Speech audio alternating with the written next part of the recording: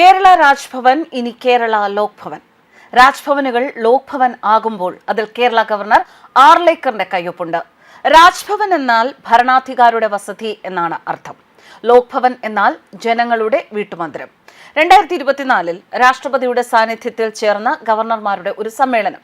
ഈ സമ്മേളനത്തിലാണ് ആർലേക്കർ രാജ്ഭവനുകളുടെ പേര് ലോക്ഭവൻ ആക്കണം എന്ന ഒരു നിർദ്ദേശം മുന്നോട്ട് വെച്ചത്. രാജ്ഭവനുകളെ കൂടുതൽ ജനകീയമാക്കുകയായിരുന്നു അദ്ദേഹത്തിന്റെ ആ ഒരു നിർദ്ദേശത്തിന്റെ പ്രധാന ലക്ഷ്യം.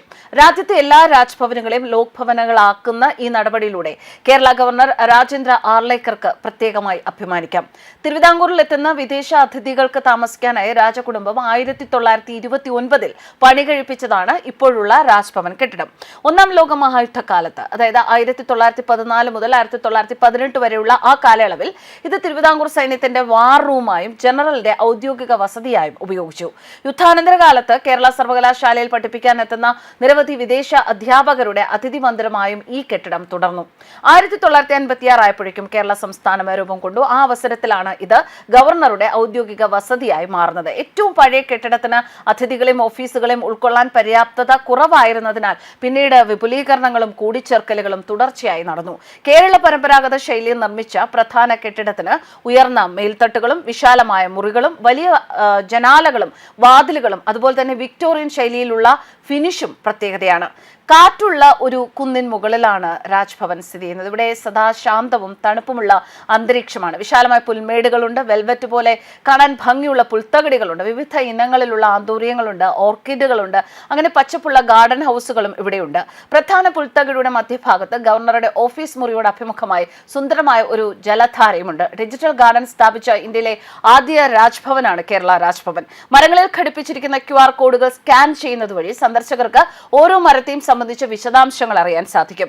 തമിഴ്നാട്ടിലെ ശുചീന്ദ്രത്തിന് അടുത്തുള്ള മയിലാടിയിൽ നിന്ന് കൊണ്ടുവന്ന മനോഹരമായ പ്രതിമകൾ ഉചിതമായ സ്ഥാനങ്ങളിൽ സ്ഥാപിച്ചിട്ടുണ്ട്. ഇത് മുഴുവൻ ഉദ്യാനത്തിന് വളരെ വ്യത്യസ്തമായ ഒരു ഭംഗിയാണ് പകരുന്നത്. രാജകീയ ശൈലിയിൽ നിർമ്മിച്ച 2 മനോഹര ബാൻഡ് സ്റ്റാൻഡുകളുണ്ട്. പരിസരത്ത് ടെന്നീസ് കോർട്ടുണ്ട്, ഷട്ടിൽ കോർട്ടുണ്ട്. ഇതെല്ലാം വളരെ സൗകര്യപ്രദമായി ഒരുക്കിയിരിക്കുന്നു. രാജ്ഭവനിൽ നല്ലൊരു ലൈബ്രറിയുമുണ്ട്.